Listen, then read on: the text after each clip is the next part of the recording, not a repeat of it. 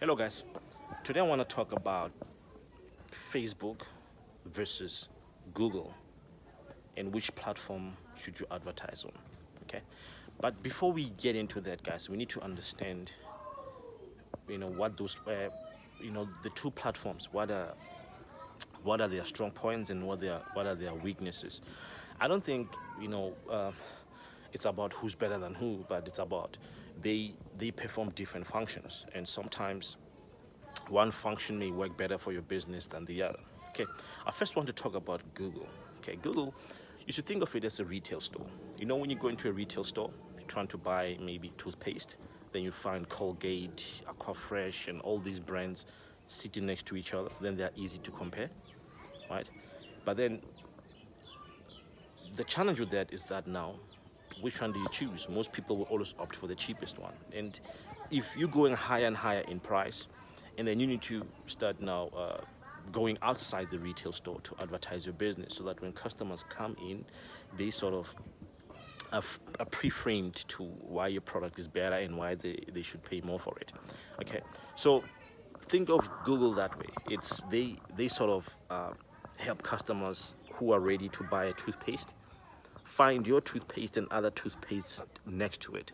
Okay, and that sometimes becomes, I don't know, a challenge, because now you need to do if you price it lower, that means now you need to be able to be price efficient, and if you price it higher, you need to do something outside Google to make sure that when people come through, they know why they should buy your product, right? So now, also the other challenge with Google is, the as you get on page one, or as people see your ad first, it tends to get extremely expensive, right? Same with retail, right? When they put your stuff on the corner aisles, you have to pay premium price for that, right? You have to pay premium price for that. So that's what Google is about, guys. It's about putting you in front of your customers at the moment that they're looking for your product. And that used to be an exciting thing back in the day. But today we learn that, that could also be a disaster, because when people find your product and it's expensive and they don't know why they should pay more for it, they'll always go for your competitors' products. And then all that ad spend, becomes a waste, right? So now let's jump onto Facebook. Now Facebook, it's different. Think of Facebook as you're selling at a party. People are talking, and then you get into the conversations. And as they get more and more interested, there's people at the party that just, talk about what they do, and people just get glued into them and says, dude, what are you doing? That's interesting, man. Let me learn more. At that very moment, then you make an offer. Says, you know what, if you wanna come, if you wanna have, my kind of body weight, you can do that. Here's the product, but only after you have engaged them and they've shown you a level of interest, okay, at the party. And then you can sell them at the party, and then guess what happens? They will buy it at any price, because now they have nothing to compare it to, right? There's no comparison going on.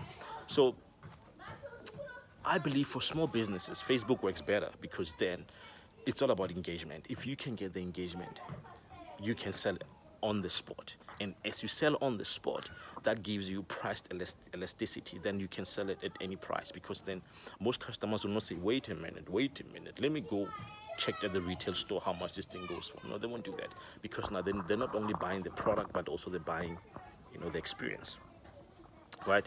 So, but I think, guys, it's all about, for me, my strategy is I use both. Okay, I use both. I first use Facebook to get engagement. Sometimes, you have a client who is not gonna buy at that moment, but they just want to educate themselves. I think Facebook is perfect for that. As they educate themselves, as they learn, as they engage with you, at a given time when they are ready to buy, then they'll go into Google and then Google whatever you're selling, and then find it and buy it, right? So that, for me, that's my favorite strategy. But guys, that's basically how Facebook and Google works. Which one is better? I'd say Facebook is better, because, like I said, price elasticity, because now you can sell it at a higher price. Nobody can compare you against your competitors, right? But I think it also becomes complex, because then you need to know how to build good content to engage your customers, right? Whereas with Google, if you can get in front of the right customer, you don't need to do a lot of selling. You just need to say, you're looking for this, here's it, here's the product you're looking for, here's the price. Okay, but that becomes challenging because then they can compare prices, because all the toothpastes are in the same aisle, and you need to build a strong case, and you cannot build a strong case at the point that they are buying, because they'll be more focused on price than anything else, and it's going to be hard to shift their mindset. But if you do it before then, through Facebook, then it's easier that way. Okay guys, so I hope this is helpful, and I'll see you guys in the next video.